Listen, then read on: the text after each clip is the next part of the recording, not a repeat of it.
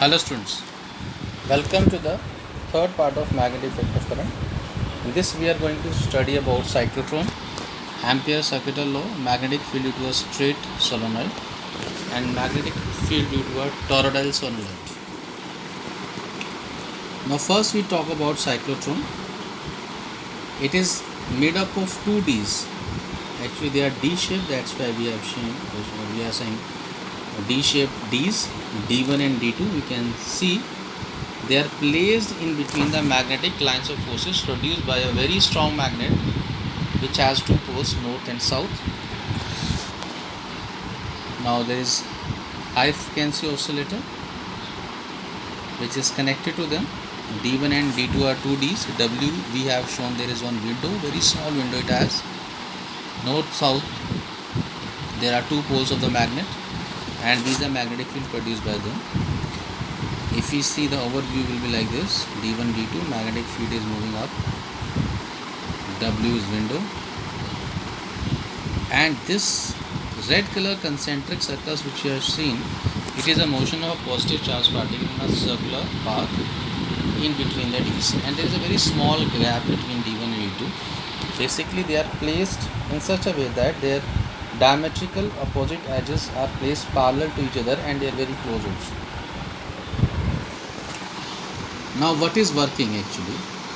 Now imagine D1 is positive and D2 is negative at any moment, and there is a one positive charge particle kept at the center and the gap between the D's get accelerated towards D2. Now due to perpendicular magnetic field and according to Fleming's left hand rule, the charge get deflected and describes semicircular path.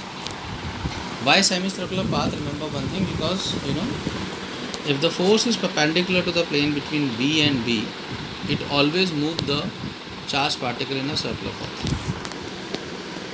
So now when it is about to leave D2, D2 becomes positive and D1 becomes negative. Now actually this is set by the electric oscillator, which we have used high frequency oscillator.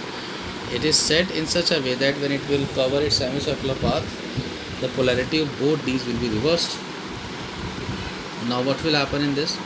Therefore the particle is again accelerated into D1, where it continues to describe the semicircular path.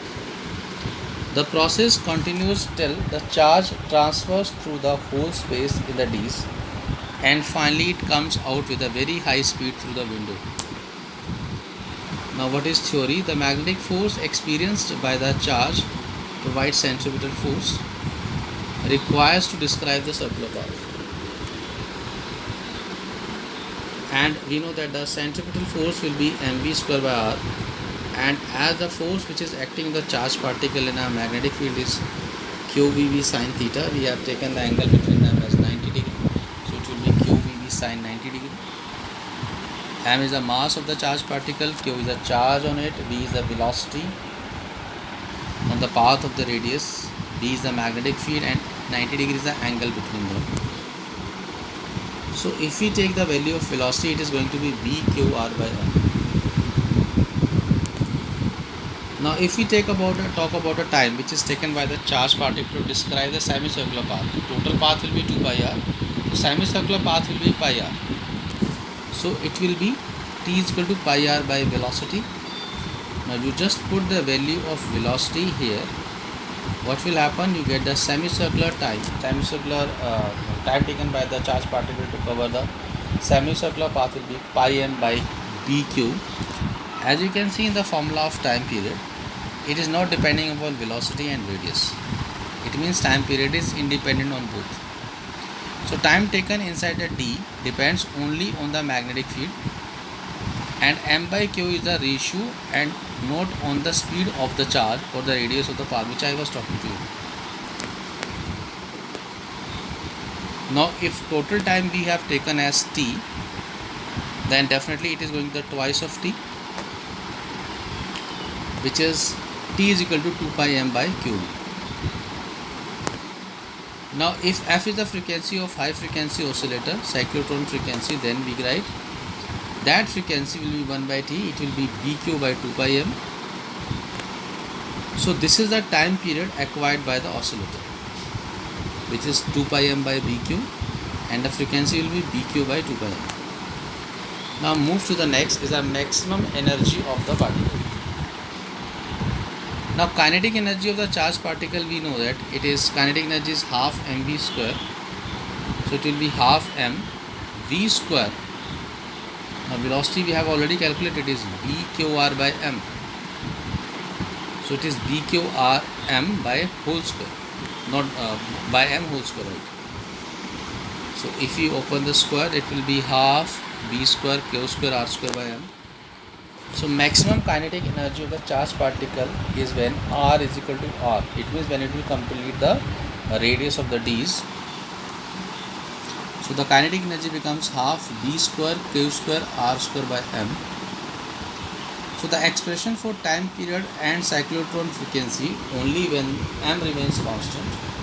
Other quantities are already concentrated.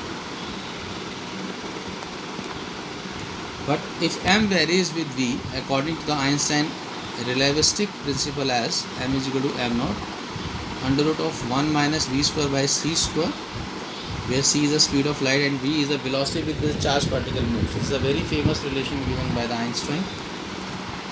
So if frequency is varied in synchronization with the variation of mass of the charged particle by maintaining b as constant to have resonance, the resonance effect we know that if anything produces any type of oscillations because of the applied force, and if the frequency of the applied force is equal to the natural frequency of the oscillation of the charged particle or any particle, then this is a resonance condition in which amplitude of oscillation reaches to its maximum value also.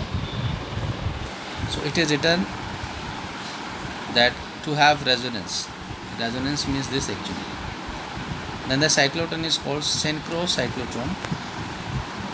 If magnetic field varied in synchronization with the variation of mass of the charged particle by maintaining F as constant to have resonance, then the cyclotron is called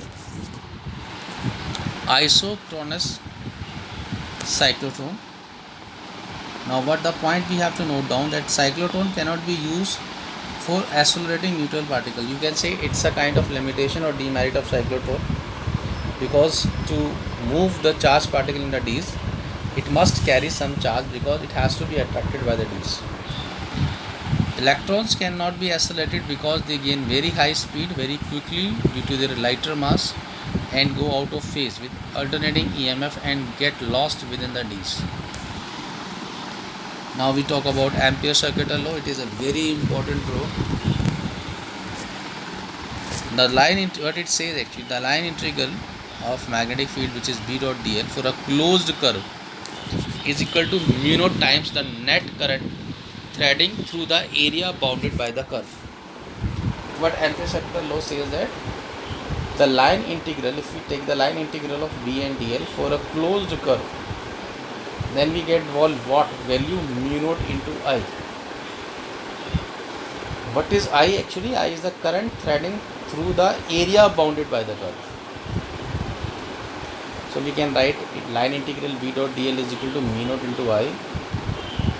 If we see the current is flowing in the upward direction, we are applying Fleming, that is right hand thumb rule. Then the magnetic field will be concentric circles. Now the magnetic field is in anti-clockwise sense. Now we have taken the flow of current in a circular path. Now if we see the magnetic field will be tangential, and we have taken a very small element which is dl, and it is in the direction of magnetic field. Now current is emerging out and the magnetic field is anti-clockwise. Now proof, we say if we take B dot dl, then it will be B dl cos 0 degree, because you know that B and dl, they both are in the same direction. Now we can write B outside, because if we take the dot product of them, then B dl cos 0 degree, cos 0 is 1. We can write simple B dl. Now B is outside of the integration, dl has to be integrated. We get B into 2 pi r. But what is B actually? Magnetic field at a center of a current carrying circular conductor we get. So it will be mu naught I by 2 pi r. So this 2 pi r and 2 pi r will cancel out, and finally we get what? Line integral B dot dl is equal to mu naught into I. Now we talk about the next, that is a magnetic field at the center of a straight solenoid. Now we can say that there is one solenoid in which these kind of turns are present. Current I is flowing in them, as you can see in front of you guys, and we know that we have to see from either side of the solenoid. If from that side the current direction is anti-clockwise, then that side will behave as a north and the opposite side will behave as a south, and vice versa also is true. Now if we take a very close element PQRS, here remember one thing, this derivation not in your syllabus now, I am just telling you so that you can take it as extra knowledge. PQRS we have taken a very small element. As you can say, there is a very small value A also. RS and PQ has value A. So what we apply Ampere circuital law for this closed path PQRS. That's why we have divided into these segments: V dot dl PQ, V dot dl QR, V dot dl RS, and V dot dl SP. Now in case of PQ, direction is same, that's why cos 0 is coming. In case of QR, it is angle between DL and B will be 90 degree, cos 90 is coming. Similarly for RS, the angle will be 180 cos 0 degree, and for again SP it will be going to be 90 degree. So cos 90 is 0. So what you get as all only BDL cos is equal to B dot A. Now why it is so? Because in the case of QR, magnetic field is not present outside, so this element is also 0. Cos 90 terms is 0 already, so that's why only one term will be left of PQ, and if we integrate DL, it will give me the total length, and PQ and RS we have taken off length A, that's why A is coming in front of you. So we can write mu naught I naught is equal to mu naught N into A into L. So B is equal to mu naught Ni. If N is the number of turns per unit length, A is the length of the path, and I is the current passing through the lead of the solenoid. Now we talk about toroid. We have taken one toroid.